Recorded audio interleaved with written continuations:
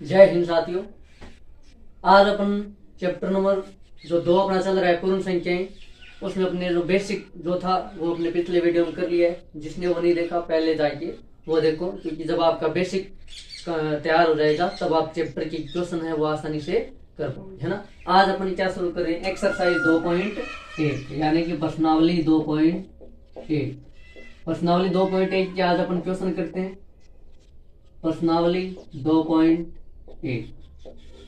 इसमें अपने पास 7-8 क्वेश्चन है, वो अपन क्या कर लेते हैं, जल्दी जल्दी कंप्लीट कर लेते हैं। और जैसे ही अपना जो 2.1 है वही अपने चैप्टर, इसमें एक्सरसाइज 1 ही है 2.1, उसके बाद अपना जो चैप्टर है वो कंप्लीट हो जाता है। ठीक है, तो चलिए शुरू करते हैं। देखो, आप सबसे पहले अपनी बुक आपके साथ लीजिए और प्रश्नावली 2.1 लीजिए। और सबसे पहला काम, आप इसका जो बेसिक है, इससे पहले वाला जो वीडियो है वो जाके देखो, और जैसे ही आपका बेसिक कंप्लीट होता है उसके बाद में ये वाला वीडियो देखो, तो आपको अच्छे से समझ में आ जाएगा। ठीक है, देखो 2.1 का जो पहला सवाल है, क्वेश्चन नंबर 1, 10,999 के बाद अगली 3 प्राकृत संख्याएं लिखिए। तो देखो 10,999 भी तो एक प्राकृत संख्या है। देखो क्वेश्चन नंबर 1 क्या बोल रहे हैं कि 10,999 के बाद आगे वाली 3 प्राकृतिक संख्याएं, 3 प्राकृतिक संख्याएं, नेचुरल नंबर। प्राकृतिक संख्याओं को क्या बोलते हैं, नेचुरल नंबर। तो और वो कहाँ से शुरू होती है, हमने पढ़ा भी था कि जो संख्या 1 से स्टार्ट होती है और आगे तक चलती है वो क्या होती है, प्राकृत संख्याएं, है ना। और पूर्ण संख्याएं, जब प्राकृत संख्याओं में 0 भी शामिल करते हैं कि 0 से स्टार्ट होकर के आगे तक चलती है, वो पूर्ण संख्याएं। तो ये प्राकृत संख्या भी है और पूर्ण संख्या भी है ना। हमने ये भी क्वेश्चन बोला था कि सभी प्राकृत संख्याएं पूर्ण संख्या होती है, वो भी ध्यान में रखना। जबकि सभी प्राकृत संख्याएं पूर्ण संख्याएं नहीं होती, क्योंकि प्राकृत संख्याओं में 0 नहीं आता है। ये भी हमने पिछले वीडियो में चर्चा की थी, है ना। देखो ये बोल रहे हैं 3 अगली प्राकृत संख्याएं लिखो। तो जैसे अपन एक जोड़, मान लो 7 है, ये क्वेश्चन ऐसे होता है कि 7 के आगे की 3 प्राकृत संख्याएं, तो 7 के आगे क्या आता है 8, 8 के आगे क्या होता है 9 ना, ये 9 के आगे 10। तो ये देखो 3 अगली प्राकृत संख्या हो गई। तो ये छोटा है तो यहाँ पे बड़ा है। तो अब देखो ध्यान से देखो, 7 में जब हमने 1 जोड़ा ना, तब क्या आई अगली प्राकृत संख्या। इसमें वापस 1 जोड़ा तब अगली प्राकृत संख्या, इसमें 1 जोड़ा तो अगली प्राकृतिक संख्या। इसका मतलब क्या है, जब आप 10,999 1 जोड़ते हो तो पहली अगली प्राकृत संख्या, फिर वापस 1 जोड़ोगे, फिर वापस 1 जोड़ोगे, तो आपके पास 3 प्राकृत संख्या आ जाएगी। नहीं तो सीधे देखो 999 के बाद में क्या आता है, 1000 आता है ना। देखो ये 999 है, इसमें जैसे आप 1 जोड़ोगी तो क्या जाएगा 1000। तो 1000 को आप कैसे लिखते हो, ऐसे लिखते हो 1000, तो क्या हो जाएगी 11,000। देखो 10,999, अब देखो एक आप जोड़ के देख लो 10,999, इसमें आप जैसे ही 1 जोड़ते हो, देखो 9 में 1 जोड़ोगे 10, 10 का 0 हासिल कितनी 1, 9 में 1 जोड़ोगे 10, 10 का 0 हासिल कितनी 1, 9 में 1 जोड़ोगे 10, 10 का 0 हासिल 1, और 0 में 1 जोड़ोगे हासिल का तो 1, और ये 1 पहले से है, तो कितना हो गया देखो, इकाई, दहाई, सैकड़ा, कोमा लगा दी, 1000, 10,000, 11,000। तो 10,999 के बाद अगली प्राकृत संख्या कौन सी है, 11,000, 1 जोड़ने पे आई। अब इसमें वापस 1 जोड़ोगे ना तो क्या जाएगा 11,001, 11,001, और इसमें वापस 1 जोड़ोगे तो क्या जाएगी 11,002। आप जोड़ के देख लेना। तो 10,999 के बाद अगली 3 प्राकृत संख्या कौन सी हो जाएगी, 11,000, 11,001 और 11,002। ये 3 प्राकृत संख्या हो जाएगी। बस सिंपल सा सवाल था। आइए देखो 10,001 से ठीक पहले आने वाली 3 पूर्ण संख्याएं लिखिए। तो देखो ये सभी पूर्ण संख्या भी है, ये पूर्ण संख्या भी है और प्राकृत संख्या भी है ना। सभी प्राकृत संख्याएं पूर्ण संख्या होती है, बस प्राकृत और पूर्ण में फर्क कितना ही है। प्राकृत संख्या 1 से शुरू होती है और आगे तक चलती है, और पूर्ण संख्याएं 0 से शुरू होती है। बस प्राकृत संख्याओं में 0 नहीं है, बाकी प्राकृत संख्या और पूर्ण संख्या सेम होती है, केवल 0 का फर्क होता है। ठीक है, तो ये सब क्या है, पूर्ण संख्या भी और प्राकृत संख्या भी है। आप क्वेश्चन नंबर 2 क्या बोल रहे हैं कि 10,000 कितना है, 10,001, 10,001 देखो, और ये आपको पढ़ना भी आना चाहिए, उसके लिए अपने चैप्टर ये कंप्लीट कर रखा है ना, इकाई दहाई सैकड़ा, वो वाला इकाई दहाई सैकड़ा हजार 10,000। देखो, इकाई दहाई सैकड़ा हजार 10,000, तो ये तो हो गया 10,000।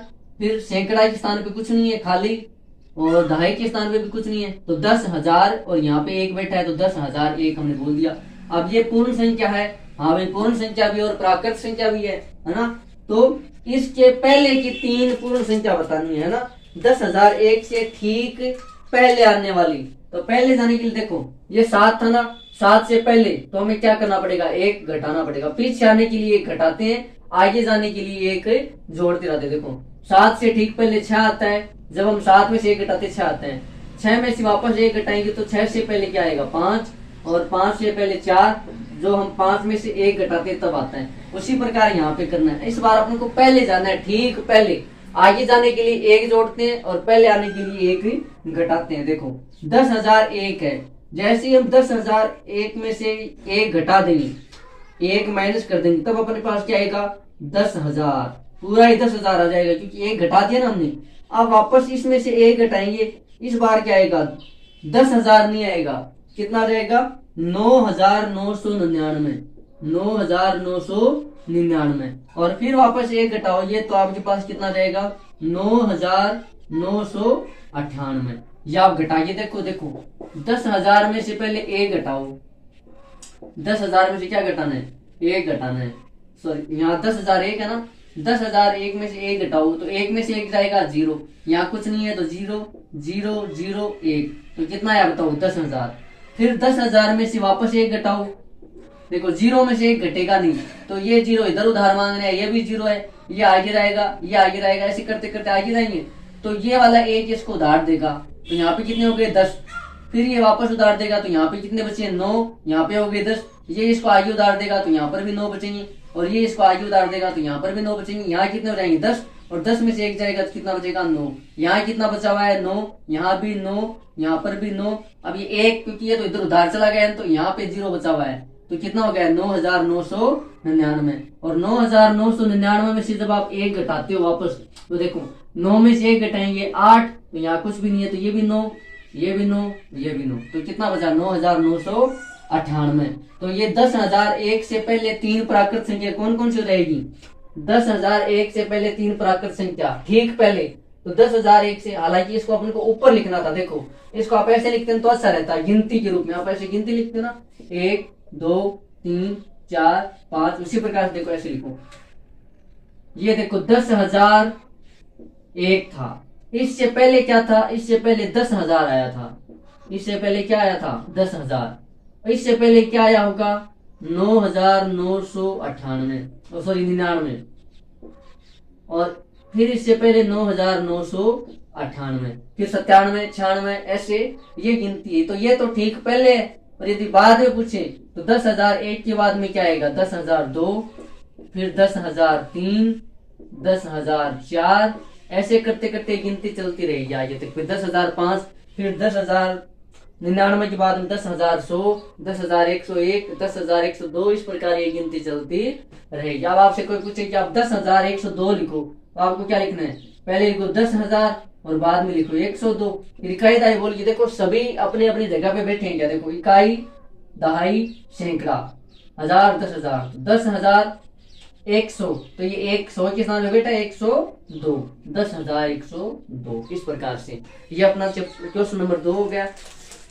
तीसरा देखो, सबसे छोटी पूर्ण संख्या कौन सी है, सबसे छोटी पूर्ण संख्या, तो सबसे छोटी पूर्ण संख्या मैंने आपको बता रखा, सबसे छोटी पूर्ण संख्या कौन सी है 0, 0 के बाद पहले कोई भी संख्या नहीं भी आती है। सबसे छोटी पूर्ण संख्या कौन सी है 0 है, सबसे छोटी पूर्ण संख्या कौन सी है 0, सबसे छोटी पूर्ण संख्या। देखो पूर्ण संख्या 0 से शुरू होती है, कहां से शुरू होती है 0 से।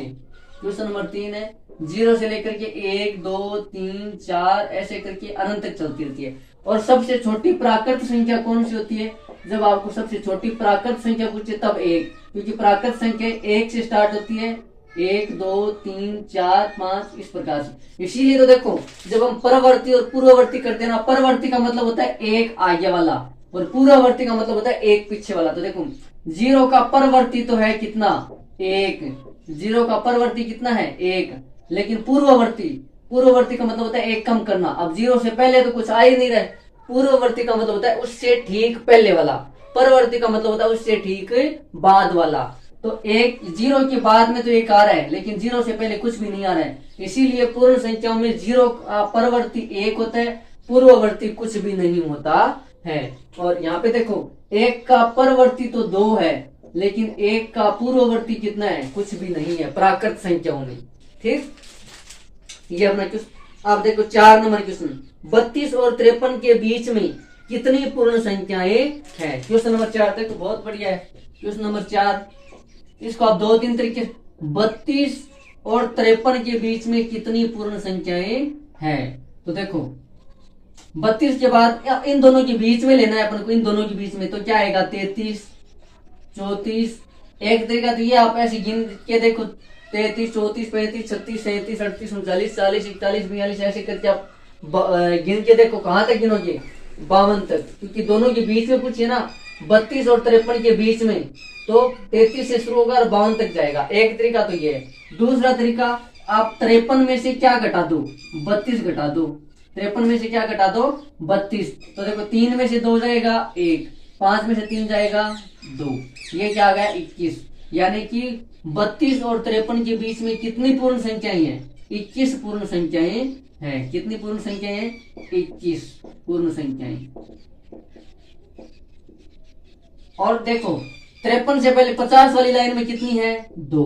फिर 41 वाली लाइन में 10, और फिर यहाँ पे कितनी बची हुई है, 8। तो देखो 10 और 8 18 है ना। देखो 32 और 53 के बीच में तो ये कितनी हो जाएगी, देखो 8 और 10 18 और 2 20 और 1 ये खुद हो जाएगा 53, है ना।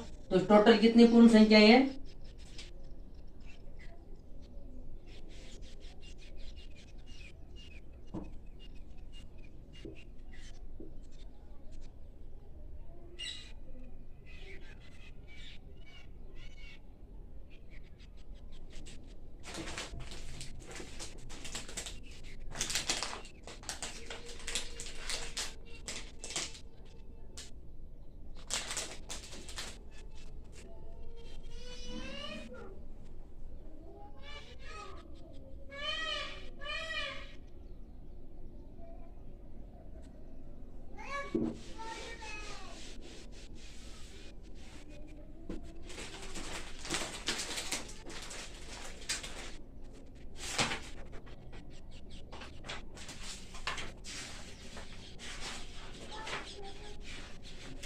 अगर देखो क्वेश्चन नंबर 4, चौथा क्वेश्चन क्या है, 32 और 53 के बीच में कितनी पूर्ण संख्याएं हैं। देखो क्वेश्चन नंबर 4 क्या है, 32 और 53 के बीच में कितनी पूर्ण संख्याएं हैं। तो इन दोनों के बीच में, तो देखो बीच में डालने के लिए आपको देखो या तो चाहे तो 32, यदि आप 32 से गिनोगे ना तो आपको 53 को छोड़ना पड़ेगा। तो कहां तक गिनना है, 52 तक गिनना है। ठीक है, यानी कि एक तरीका तो ये कि आप 52 में से कितना घटा दो, 32 घटा दो, तो कितना आएगा, देखो 2 में से 2 जाएगा 0 और 5 में से 3 जाएगा 2, है ना। आपको 53 ही लेना है, क्योंकि ये क्या पूछा, 32 और 53 के बीच में, 32 और 53 के बीच में। तो अपन को बीच में पूछा ना, तो अपन को यहाँ से क्या करना पड़ेगा, एक कम, 53 से पहले क्या आता है, 52। तो आप 52 में से 32 घटा लो तो कितनी, 20। यानी कि 32 और 53 के बीच में 20 पूर्ण संख्याएं होती है। एक तरीका ये, और एक तरीका ये कि आप गिनो, यहाँ पे देखो 33, फिर 34, 35, 36, 37, 38, 39, इस तरीके से। फिर आप वापस गिनो 1 2 ऐसे करके आप 52 तक लिखो, है ना, ऐसे करके। फिर आप गिनो 1 2 3 4 5, एक तो ये इसमें आपका टाइम लगेगा। दूसरा तरीका देखो ये है, देखो यहाँ पे आप 51, 52 और 53, तो 53 को आपको शामिल करना ही नहीं है, क्योंकि 53 और 32 के बीच में पूछा है, तो ये 32। अब इसके आगे 33। देखो आप 40 वाली लाइन, ये जो अपनी 31 वाली लाइन है, इसमें 32 को छोड़ दो, 33 से लेकर 40 तक जाएंगे, कितने अंक आते हैं, 8। तो 8 संख्या तो ये हो गई।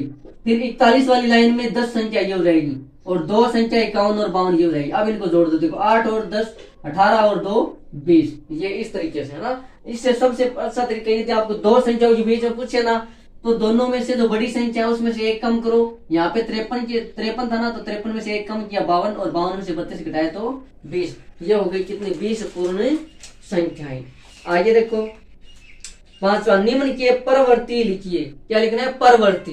परवर्ती क्या होता है, किसी भी पूर्ण या प्राकृत संख्या में जब अपन एक जोड़ते हैं तो उन संख्याओं का क्या आ जाता है, परवर्ती आ जाता है, और जब अपन एक घटाते हैं तो क्या आ जाता है, पूर्ववर्ती आ जाता है। तो देखो क्वेश्चन नंबर 5, क्वेश्चन नंबर 5 क्या है, इसमें से पहला पार्ट है ए, ये है 2,44,00,000, सॉरी कितना है, 24,40,000। कोमा नहीं लगी हुई है तो दिक्कत हो रही है ना, इसीलिए लगाते हैं कोमा इसीलिए लगाते हैं ताकि पढ़ने में दिक्कत नहीं हो। तो देखो 24,40,701, और कोमा कैसे लगाते हैं, पहले 3 अंकों के बाद में, फिर आगे 2 अंकों के बाद में लगाते रहते हैं। ये भारतीय पद्धति है ना, अंतरराष्ट्रीय पद्धति में 3 अंकों को छोड़ के लगाते हैं, है ना। तो देखो अब ये क्या, इकाई, दहाई, सैकड़ा, हजार, 10,000, लाख, 10 लाख, 24,40,701। तो इसका क्या बताना है अपन को, परवर्ती बताना है। क्या बताना है, परवर्ती। परवर्ती का मतलब क्या होता है, जब उस संख्या में अपन एक जोड़ते हैं कि ठीक आगे वाली संख्या, तो जैसे इसमें एक जोड़ेंगे तो देखो एक में एक जोड़ेंगे 2, अब आगे कुछ नहीं है तो सेम टू सेम देखो, आप कोमा लगाओ तो कितना गया, 24,40,702। तो यहाँ पे तो सीधा ही पता चल जाता, 701 के बाद में क्या था, 702, तो इधर वाली सेम रह जाएगी। तो 24,40,701 का परवर्ती क्या हो जाएगा, 24,40,702। ये अपना पार्ट फर्स्ट। सेकंड देखो बी क्या है, बी है 10,199, 10,000 नहीं 1,00,000 है, ठीक है, 1,01,99। देखो कोमा लगाओ, कोमा लगाती है आपको फिर कंफ्यूजन नहीं रहेगा, 1 2, ठीक है ना, इतना ही ना, एक क्या ये 2 0, हाँ ठीक है। ये तो ये कितना है, अब इकाई दहाई बोलिए, इकाई, दहाई, सैकड़ा, हजार, 10,000, लाख, 1,01,99। तो देखो 199 जैसे एक जोड़ेंगे तो क्या हो जाएगा, 200 हो जाएगा। परवर्ती बताना सबका, तो एक जोड़ेंगे तो इसका परवर्ती क्या आ जाएगा, इसका परवर्ती देखो 9 में एक जोड़ेंगे 10, 10 का 0 हासिल 1, 9 में फिर वापस हासिल जोड़ेंगे तो 10 का 0 हासिल 1, और 1 में जब अपन एक जोड़ेंगे कितना हो जाएगा 2, और फिर इधर 0 0 और 1, तो देखो कितना हो गया, इकाई, दहाई, सैकड़ा, हजार, 10,000, लाख, 1,02,000, है ना। 199 था और 199 के बाद में क्या आता है, 200 आता है, तो आप सीधा भी बता सकते हो 1,02,000। परवर्ती का मतलब होता है ठीक एक आगे वाला। अगला पार्ट देखो सी है कितने हैं ये, देखो 10 और फिर 5 बार 9, 10 और फिर 5 बार 9, 1 2 3 4 5, है ना। अब इकाई देखो, इकाई, दहाई, सैकड़ा, हजार, 10,000, लाख, 10 लाख, 10,99,999। इसका क्या बताना है, परवर्ती। तो इसमें भी क्या जोड़ देंगे, एक जोड़ देंगे, जैसे ही एक जोड़ेंगे तो देखो क्या होगा, 9 में एक जोड़ेंगे, 10 का 0 हासिल कितना 1, 9 तो है ही, 1 हासिल 10, है ना, फिर वापस 1 हासिल चली जाएगी, 9 और 1 क्या हो जाएगा 10, 10 का 0 हासिल 1, फिर वापस 9 में एक जोड़ेंगे तो 0 हासिल 1, फिर 9 में एक जोड़ेंगे 10, 10 का 0 हासिल 1, फिर इसमें 0 में एक जोड़ेंगे तो 1, और ये कितना हो जाएगा 1, यानी कि 10,99,999। तो ये हो जाएगा कितना, ये हो जाएगा 11 लाख हो जाएगा, कितना हो जाएगा 11 लाख, यानी कि 10,09,999 का परवर्ती कितना हो जाएगा 11 लाख। फिर आगे देखो 23,45,670, चौथा डी, 23,45,670। इसका क्या बताना है, परवर्ती। इसका क्या बताना है, परवर्ती। तो इसमें भी एक जोड़ देंगे, देखो 70 के बाद में क्या था 71, तो बस ये हो जाएगा, 7 में 0 में एक जोड़ेंगे 1, बाकी सब सेम रह जाएगा। तो ये हो जाएगा कितना, 23,45,670, 71। ये अपना परवर्ती वाला हो गया। अब निम्न के पूर्ववर्ती लिखिए। पूर्ववर्ती का मतलब ठीक पहले वाला, यानी कि इस बार अपन को क्या करना है, एक घटाना है। देखो क्वेश्चन नंबर 6 पहला पार्ट। आपके बार अपन को क्या लिखना है, पूर्ववर्ती। देखो 94। आप बताओ 94 से ठीक पहले क्या आता है, तो बोले 93 आता है। तो 94 का पूर्ववर्ती क्या हो गया, 93 है ना। 94 का पूर्ववर्ती क्या हो जाएगा, 93, 93 है ना। ठीक पहले जब आप 94 से एक घटाओगे ना, तो भी अपने पास क्या आएगा, 93 आएगा। देखो 4 में से एक जाएगा 3 और 9 का 9 है ना। पूर्ववर्ती का मतलब होता है ठीक पहले, और परवर्ती का मतलब होता है ठीक आगे वाला या बाद वाला। फिर देखो 10,000, 10,000। अब इसमें से एक घटाएंगे तो इसका क्या आ जाएगा, पूर्ववर्ती, यानी कि ठीक पहले वाला, पूर्ववर्ती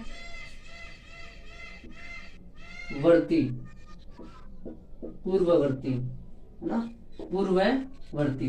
अब इसमें से 10 से एक घटाएगा, घटाओगे देखो 0 में से एक घटेगा नहीं, तो इधर से उधार लाने का, इधर भी नहीं है, फिर इधर से गया, इधर भी नहीं है, इधर भी नहीं है, तो यहाँ से लिया क्या उधार, यहाँ कितना हो गया 10। अब 10 वाला इधर उधार दिया तो यहाँ 10 हो गया, यहाँ कितना बचा, 9 बचा, क्योंकि 10 था, एक उधार दे दिया ना। फिर यहाँ 10 हो गया, अब इससे इधर उधार मिला तो इधर भी 9 बचा, अब इधर 10 हो गया, इधर से इसको उधार दे दिया तो यहाँ भी कितना बचा, 9, और यहाँ कितना हो गया फिर 10। अब 10 में से एक घटाएंगे तो 9, और यहाँ देखो पहले 10 था, फिर 9 बचा हुआ था, 9 यहाँ पर भी 9 बचा था, यहाँ पर भी 9 बचा था, तो देखो कितना आएगा, 9,999, यानी कि 10,000 से ठीक पहले क्या आता है, 9,999। इसका उल्टा भी देखो, 9,999 का परवर्ती कितना हो जाएगा, 10,000, और 10,000 का पूर्ववर्ती क्या हो जाएगा, 9,999। सी देखो अगला पार्ट कितना है, ये 2,08,090, 2,08,090। अब देखो 90 के बाद में परवर्ती को हो जाएगा 91, और 90 से पहले क्या आएगा, पूर्ववर्ती, माइनस 1 घटाएंगे, देखो कितना आएगा। बाकी सब सेम टू सेम लिखो, एक यहाँ पर कम कर दिया करो बस। 2,08,090, और 90 से पहले क्या आता है, 89, तो 2,08,090 का पूर्ववर्ती क्या हो जाएगा, 2,08,089। अगला देखो डी।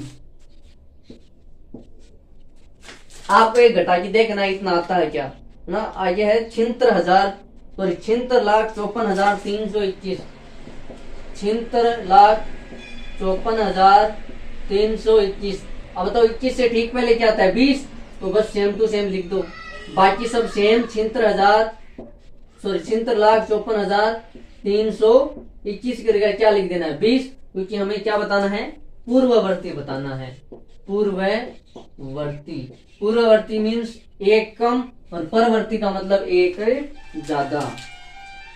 साथ में देखो, संख्याओं के निम्नलिखित युग्मों में से प्रत्येक के लिए संख्या रेखा पर कौन सी पूर्ण संख्या अन्य संख्या के बाईं ओर स्थित है, इनके बीच में उपयुक्त चिन्ह का प्रयोग करते हुए इन्हें लिखिए। ये जो चिन्ह है ये छोटे बड़े का चिन्ह है, तो हमें संख्या युग्म दे रखे। देखो क्वेश्चन नंबर 7 करते हैं, और ये अपन ने कल बढ़िया तरीके से ये चिन्ह लगाने देखे थे, आज फिर देख लेते हैं। देखो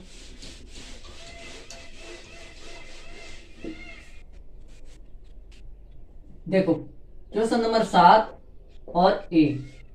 अब देखो बाई और दाई का मतलब क्या है, हमारे पास ये होती है संख्या रेखा, ये क्या होती है, संख्या रेखा। और हमारे देखो जब मैं इधर मुंह करके खड़ा होता हूँ तो ये मेरा कौन सा हाथ है, लेफ्ट हैंड, और ये कौन सा है, राइट है। तो अपने बोर्ड पे ये वाली जो साइड होती है ना, ये होती है लेफ्ट हैंड साइड, और ये कौन सी होती है, ये होती है राइट हैंड साइड। देखो ये कौन सी है, लेफ्ट हैंड साइड, और ये कौन सी है, राइट हैंड साइड। इसको बोलते हैं लेफ्ट यानी बायां, राइट यानी दायां।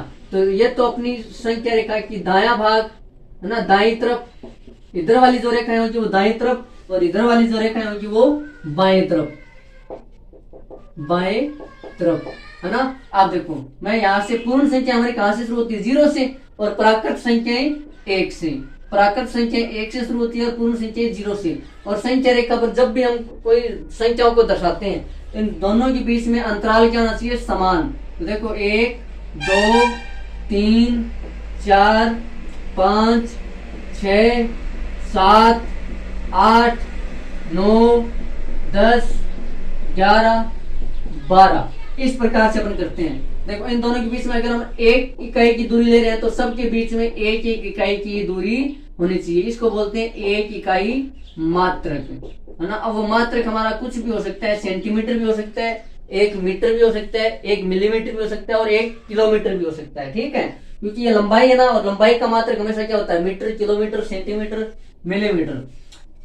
अब देखो यहाँ ये तो है दाएं तरफ, यानी कि जब हम संख्या रेखा पर दाएं तरफ चलते हैं, बाएं से दाएं, तब तो संख्याएं बढ़ती है, और जब हम दाएं से बाएं तरफ आते हैं तब संख्या क्या होती है, कम होती है। जैसे मान लो यहाँ पे पूछ ले कि 5 के बाएं तरफ क्या है, तो 5 के बाएं तरफ क्या है, 4 है, संख्या कम हुई ना। 5 के दाएं तरफ क्या है, 6 है, तो ये संख्या क्या हो गई, बढ़ गई। यानी कि दाएं तरफ चलेंगे संख्या रेखा पर तब तो संख्या बढ़ेगी, और बाएं तरफ चलेंगे तो संख्या घटेगी। अब मान लो ऐसे पूछ ले कि 5 6 के किस तरफ है, तो 5 6 के कहाँ है, बाएं तरफ है। 6 5 के किस तरफ है, दाएं तरफ है ना। तो जो बड़ा होता है ना वो दाएं तरफ होता है, और जो छोटा होता है वो बाएं तरफ होता है। अब इसमें देखो पहला पार्ट है ए, है ना, पहला पार्ट हम देख रहे हैं 530, दो संख्या दे रखी है और 503। अब पहले तो ये बताओ बड़ी कौन सी इन दोनों में, 530 है। इसका मतलब क्या है, संख्या रेखा पर 530 यहाँ पर होगा और 503 कहाँ पर होगा, यहाँ पर होगा। 503 के बाद 504 भी आएगा, 505, 506 ऐसे करके यहाँ पे क्या आएगा, 530। तो जो बड़ा होता है वो कहाँ पे आता है, दाएं तरफ। मैंने बोला भी जो बड़ा होता है वो दाएं तरफ, जो छोटा होता है वो बाएं तरफ। तो देखो 530 ये 503 के दाएं तरफ स्थित है, और 530 के 503 कहाँ पर है, बाएं तरफ स्थित है। तो अपने को बताना क्या क्या है, देखो कौन सी संख्या अन्य संख्या के बाईं ओर स्थित है। तो अपन को यहाँ पे लिखना है 530 नहीं 503, संख्या 503 संख्या 530 के बाईं तरफ स्थित है, बाईं ओर स्थित है। अपन को ये बताना है, आपने दाया क्यों नहीं लिखा, क्योंकि प्रश्न में पूछ रहा है कि कौन सी संख्या किस संख्या के बाईं ओर स्थित है। तो अपने लिख दिया ये जो 503 है वो 530 के बाईं ओर स्थित है। अगर दाएं का पूछा तो अपन ऐसे लिख देते कि संख्या 530 503 के दाएं ओर स्थित है। फिर हमें यह बताना बड़ा कौन सा और छोटा कौन सा, चिन्ह लगाना है ना। तो देखो बड़ा हमें पता चलेगा 530 है, कौन सा है 530, और छोटा कौन सा है 503। तो फिर वो चिन्ह लगाते हैं। तो छोटे की तरफ देखो ये ऐसे समझो ये एक चिड़िया है, इस चिन्ह को आपको क्या नाम देना, चिड़िया, है ना। ये चिड़िया की क्या है, चोंच। तो जिधर इसकी चोंच होती है उधर संख्या छोटी होती है, और जिधर इसका मुंह खुला होता है उधर क्या होती है, बड़ी संख्या, ठीक है। तो हम जिसमें 503 बताओ 530 से छोटी है क्या, तो छोटी की तरफ क्या करना है, चोंच, और बड़ी की तरफ क्या करना है, इसका मुंह खोल देना है। तो 503 छोटी है, 530 बड़ी है। इस चीज को आप घुमा भी सकते हो, जैसे मान लो अब ये 530 है और ये 503 है। अब ये चिन्ह देखो घूम जाएगा, क्योंकि छोटी की तरफ क्या आती है, चोंच, और बड़ी की तरफ मुंह खुला रहता है। ये 503। अब देखो बी में क्या है, 370 307 370 और 307। अब बताओ 370 बड़ा है ना, 370 बड़ा है, तो संख्या 307 देखो यहां पर मान लो ये कितना है 307, फिर उसके बाद में आएगा संख्या रेखा पर कितना 370। तो 370 बड़ा है इसलिए दाएं तरफ है, और 307 छोटा है इसीलिए किस तरफ है, बाएं तरफ है। तो संख्या 307 संख्या 370 के बाईं ओर है, ठीक है। 307 है वो 370 के किधर है, बाईं ओर है, और बाईं ओर है तो 307 क्या रहेगी, छोटी। तो आपको चिन्ह लगा दो, देखो 307 छोटी की तरफ क्या लगाते हैं, चिड़िया की चोंच, और बड़ी की तरफ क्या लगा देते हैं, चिड़िया का मुंह है ना। तो 307 छोटा है 370 से। अगला पार्ट देखो, तीसरा, ये क्या है 98,765 है, 98,765 है। और दूसरी संख्या कौन सी दे रखी है? 56,789, 56,700। तो देखो देखते पता चल रहा है ये 56,000 है, ये 98,000 है। तो 98,000 बड़ा होता है और 56,000 छोटा होता है। इसका मतलब क्या है? संख्या रेखा पर 56,000 पहले आएगा, 56,789 पहले आएगा और 98,765 क्या आएगा बाद में। तो बताओ छोटा कौन सा है? ये तो ये बाईं ओर स्थित है। तो हमें क्या लिखना है कि संख्या 56,789 संख्या 98,765 के बाईं ओर स्थित है, बाईं ओर स्थित है। ठीक। और फिर छोटे बड़े का निशान लगाओगे तो देखो 98,765 है। आप पहले छोटी बड़ी कोई सी भी लिख सकते हो, आप जो चिन्ह लगाओगे ना वो मेन है ना, वो इम्पोर्टेंट है। 56,789। आप देखो छोटी कौन सी? ये 56,000 है, तो इधर तो कर दो चोंच और छोटी की तरफ चोंच कर दी और इधर कर दो मुंह है ना। तो ये हो गया 98,765 बड़ा है, 56,789 छोटा है। अगला देखो डी बोल रहा है 98,30,415। देखो दो संख्याएं, पार्ट अपना कौन सा है? डी। देखो इसी में अपन काम कर देंगे। देखो दो संख्याएं हैं कौन कौन सी? 98, पार्ट अपना डी है, 98,30,415। ठीक है, ये पहली संख्या है। वह दूसरी संख्या कौन सी है? दूसरी संख्या है एक बार देखो मैं लिखता हूं फिर कोमा लगा दे। देखो 1 2 2 0 फिर 23 और फिर 0 1। देखो कोमा लगाओ 3 अंकों की, फिर पहले 3 अंकों के बाद में फिर 2 अंकों के बाद में। अब देखो अब आराम से पता चल रहा है ये कितना है? इकाई, दहाई, सैकड़ा, हजार, 10,000, लाख, 10 लाख, करोड़। 1 करोड़, फिर लाख वाला खाली है, फिर हजार। 1 करोड़ 23,001 है ना। अब देखो ये कितना है? 98। ये कितना है? ये 98 लाख है ना, 98,30,415। और ये कितना है? 1 करोड़। तो अपन को पता है 1 करोड़ ज्यादा होता है, 98 लाख है कम होता है, क्योंकि 1 करोड़ में 100 लाख होता है। 1 करोड़ में कितना होता है? 100 लाख। ये सब हमने पहले चैप्टर में पढ़ लिया अच्छे से है ना। 1 करोड़ में 100 लाख होता है। तो ये 1 करोड़ के साथ 23,000 भी है और ये 98 लाख ही है केवल। तो ये वाली संख्या देखो, संख्या 98,30,415। तो देखो ये छोटी है तो ये पहले आ जाएगी। ये क्या आ जाएगी संख्या रेखा पर? पहले 98,30,415 ये पहले आएगी। और 1 करोड़ 23,001 ये क्या आएगी? ये आएगी बाद में, क्योंकि ये बड़ी है इसीलिए। देखो ये बाएं तरफ और ये दाएं तरफ है। अब आपने क्या लिखेंगे? संख्या 98,30,415 संख्या 1 करोड़ 23,001 के बाईं ओर स्थित है। देखो इस संख्या की ये वाली कहाँ है? बाईं ओर स्थित है। अब देखो छोटे बड़े का चिन्ह लगाओ तो बड़ी वाली संख्या कौन सी है? ये। छोटी वाली कौन सी है? ये। तो छोटी की तरफ इसकी चोंच करनी और बड़े की तरफ इसका क्या करना? मुंह खुला रखना है। इस तरफ अपन ये छोटे बड़े का चिन्ह लगाना सीख जाते हैं। अब देखो क्वेश्चन नंबर 8 है। क्वेश्चन नंबर 8 में निम्नलिखित कथनों में से कौन से कथन सत्य है और कौन से कथन असत्य है? ये अपन को सत्य और असत्य बताना है। तो अपन ने यदि यहाँ तक ध्यान से आपने यदि ये वीडियो देखा है और इसका जो बेसिक वाला वीडियो देख रखा है तो ये वाला क्वेश्चन आप आराम से कर सकते हो। ठीक है, चलो क्वेश्चन नंबर 8 देखो, निम्नलिखित कथनों में से कौन से कथन सत्य हैं और कौन से कथन असत्य हैं, है ना। हमको ये बताना है कि कौन से कथन सत्य हैं और कौन से कथन असत्य हैं। शून्य सबसे छोटी प्राकृत संख्या है, ये कथन क्या है? असत्य है। देखो इसका पहला ही कथन क्या हो गया? असत्य। पहला कथन क्या हो गया? असत्य। क्योंकि बताओ असत्य क्यों है? क्योंकि प्राकृत संख्याओं में शून्य होता ही नहीं है। तो सबसे छोटी प्राकृत संख्या कहां से हो जाएगी, है ना। क्योंकि प्राकृत संख्याओं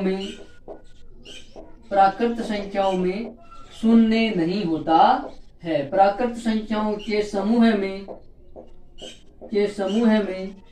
शून्य नहीं होता है। तो सबसे छोटी प्राकृत संख्या कौन सी होगी? एक, है ना, एक। हाँ, सबसे छोटी पूर्ण संख्या 0 हो सकती है, क्योंकि पूर्ण संख्याओं में 0 शामिल होता है। फिर देखो 400 संख्या 399 का पूर्ववर्ती है। तो सही बात है भाई, ये कथन क्या है? ये सत्य है, क्योंकि 400 देखो, नहीं सत्य नहीं है कथन, ये कथन असत्य है। देखो संख्या 4, ये जो 400 है, 400 संख्या 399 का पूर्ववर्ती है। ये कथन क्या है? असत्य है। ये कथन क्या है?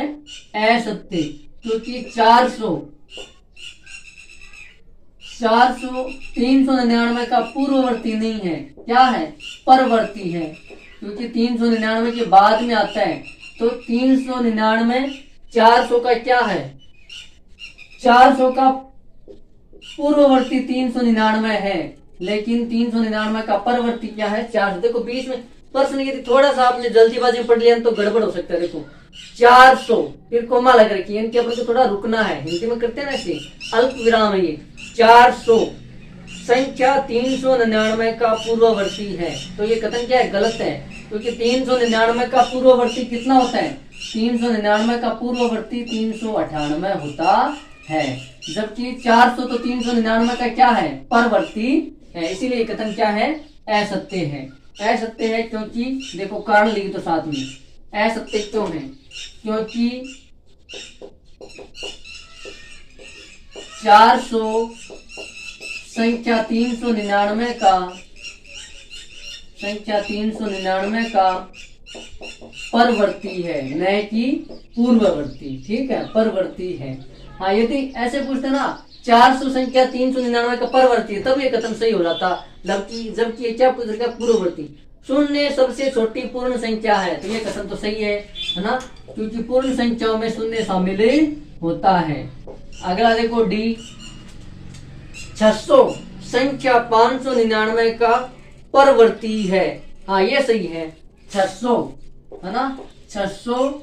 ये कथन क्या है? ये सत्य कथन है। क्यों है भाई? क्योंकि देखो 599 के बाद में आता क्या है?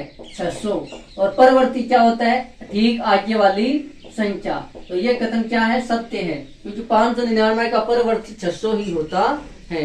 फिर अगला, सभी प्राकृत संख्याएं पूर्ण संख्याएं हैं। ये कथन क्या है? असत्य है। ये कथन क्या है? असत्य। ई, ये क्या बोल रहा है कि सभी प्राकृत संख्याएं पूर्ण संख्याएं होती है, लेकिन ये कथन क्या है? असत्य है, क्योंकि सभी प्राकृत संख्याएं पूर्ण संख्या नहीं होती है, क्योंकि प्राकृत संख्याओं में 0 नहीं आता है। क्योंकि प्राकृत संख्याओं में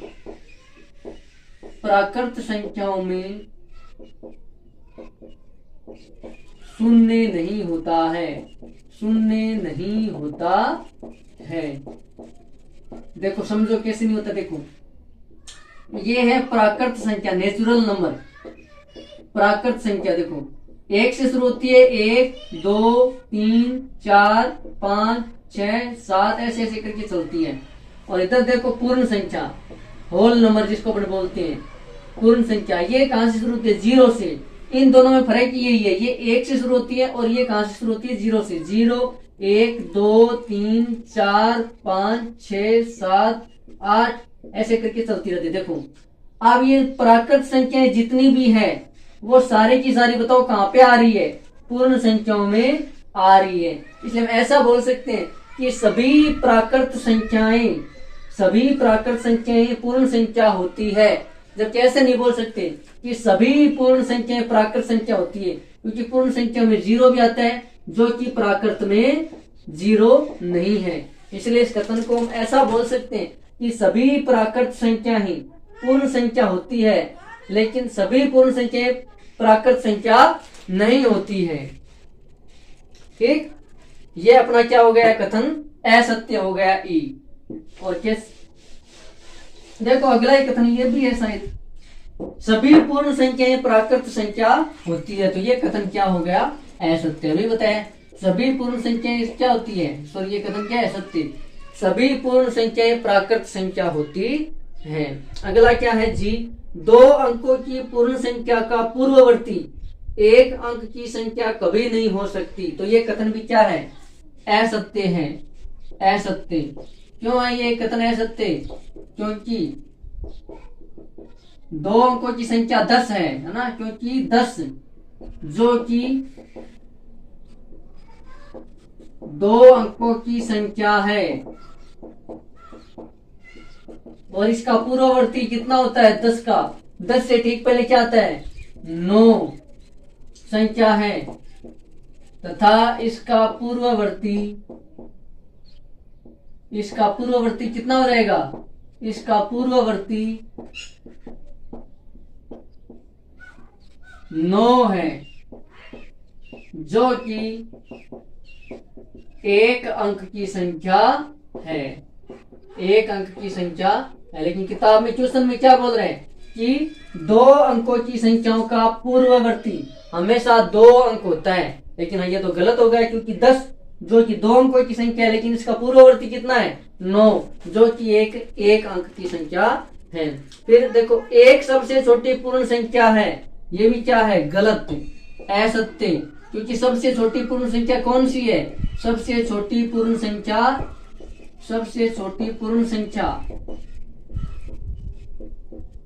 0 होती है। सबसे छोटी पूर्ण संख्या 0 होती है। तो ये कथन भी सत्य हो गया। हाँ, जैसे बोलता हूँ सबसे छोटी प्राकृत संख्या 1, तब ये सही हो रहा था। फिर क्या बोला कि प्राकृत संख्या 1 का कोई पूर्ववर्ती नहीं होता। ये कथन सही है।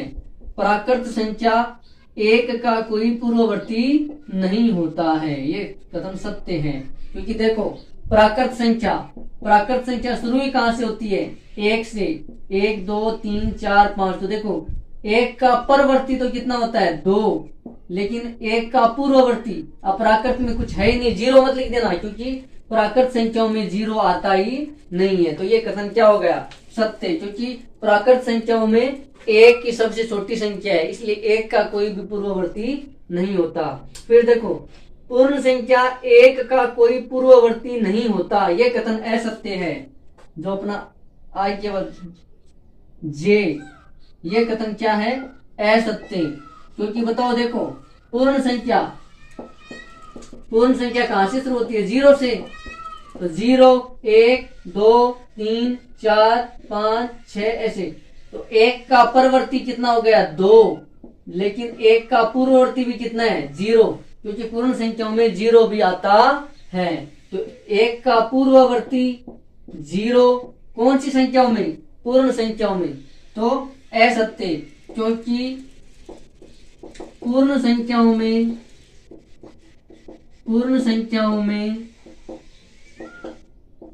1 का पूर्ववर्ती 0 होता है। 0 होता है और पूर्ण संख्याओं में 0 होता है, इसलिए है। ठीक है। हाँ, 0 का कोई भी परवर्ती नहीं है ना। ये 0 का परवर्ती तो कितना है? 1। 0 का परवर्ती कितना है? 1, लेकिन 0 का पूर्ववर्ती कुछ भी नहीं होता है। ऐसे पूछ लेना पूर्ण संख्याओं में 0 का पूर्ववर्ती बताओ, तो पूर्ण संख्याओं में 0 का पूर्ववर्ती नहीं होता। और प्राकृत संख्याओं में 1 का कोई भी पूर्ववर्ती नहीं होता है। ठीक, आगे देखो ये मिटा देते हैं। ये लिख लो एक बार, है ना। मैं साइड में हटाता हूँ, आप वीडियो रोक करके इसको लिख लेना।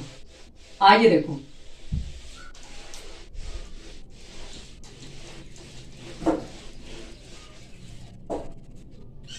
के, अगला पार्ट है के। ये क्या बोल रहा है? पूर्ण संख्या 13 संख्याओं 11 और 12 के बीच में स्थित है। ये तो साफ साफ ही गलत है, असत्य। क्योंकि 11 और 12 के बीच में कोई भी पूर्ण संख्या नहीं है। 11 और 12 के बीच में कोई भी पूर्ण संख्या नहीं होती है। 11 और 12 के बीच में कोई भी पूर्ण संख्या नहीं होती है। ठीक है। हाँ, तो बताओ 13 किसके बीच में है? 13 12 और 14 के बीच में स्थित है। ये ऐसा होता ना कि संख्या 13 12 और 14 के बीच में स्थित है, तब ये कथन क्या हो जाता? सत्य। लेकिन ये कथन क्या बोल रहे हैं कि 13 11 और 12 के बीच में है, तो 11 और 12 के बीच में तो कोई भी पूर्ण संख्या होती ही नहीं है। तो क्या बोल रहे? पूर्ण संख्या 0 का कोई पूर्ववर्ती नहीं होता। तो ये कथन क्या है? सत्य है। ये कथन क्या है? सत्य है। क्यों है? अभी मैंने बताया आपको कि पूर्ण संख्या में 0 का परवर्ती तो कितना होता है? 1, लेकिन पूर्ववर्ती कुछ भी नहीं होता, क्योंकि पूर्ण संख्या में सबसे छोटी संख्या कौन सी है? 0। अब 0 से पहले कुछ भी नहीं है पूर्ण संख्याओं में। ठीक। अब अगला है 2 अंकों की संख्या का परवर्ती सदैव 2 अंकों की संख्या होती है। ये कथन वापस क्या हो गया? असत्य। ये कथन भी क्या है? असत्य। अब असत्य क्यों है? बताओ। देखिए, क्योंकि 2 अंकों की संख्या होती है 99, जो कि 2 अंकों की संख्या है, जो कि कितने अंकों की संख्या है? 2 अंकों की संख्या है। और इसका परवर्ती कितना है? बताओ। देखिए, इसका परवर्ती 2 अंकों की संख्या है, जिसका परवर्ती बताओ कितना हो जाएगा? 100 है, जो कि एक 3 अंकों की संख्या है। 3 अंकों की संख्या है। ठीक है ना? यह सत्य क्यों हुआ? क्योंकि प्रश्न क्या बोला कि 99 2 अंकों की संख्या है। सॉरी, प्रश्न ये बोल रहा है कि 2 अंकों की संख्याओं का परवर्ती हमेशा 2 अंकों की संख्या होती है। तो हाँ, सही है। मतलब ये 10 से लेकर के 98 तक सही हो रहा है, क्योंकि 10 का परवर्ती 11, 11 का 12, 98 का परवर्ती 99। यहां तक तो सही है, लेकिन 99 भी तो 2 अंकों की संख्या है ना, इसको भी, ये भी शामिल है 2 अंकों में तो। और इसका परवर्ती कितना होता है? 100, जो कि कितने अंकों की संख्या है? 3 अंकों की। ठीक। इसलिए कथन क्या है? गलत है। इस प्रकार से अपना क्वेश्चन भी कंप्लीट होता है और अपना चैप्टर भी क्या होता है? कंप्लीट होता है। आगे चैप्टर है, लेकिन आगे वाला अपना 2.2 2.3 ये सब क्या हो गए? हट गए। यदि आपके पास नई बुक है मैथमेटिक्स की, तो आपके पास पूर्ण संख्या चैप्टर नंबर 2, उसमें एक्सरसाइज 2.1 यहाँ तक की है। आगे जो अपना साक्षात्कार क्रम मैंने बताया, ये सब हटा हुआ है ना। तो आज के लिए इतना ही। मिलते हैं अगले वीडियो में। तब तक के लिए जय हिंद, जय भारत।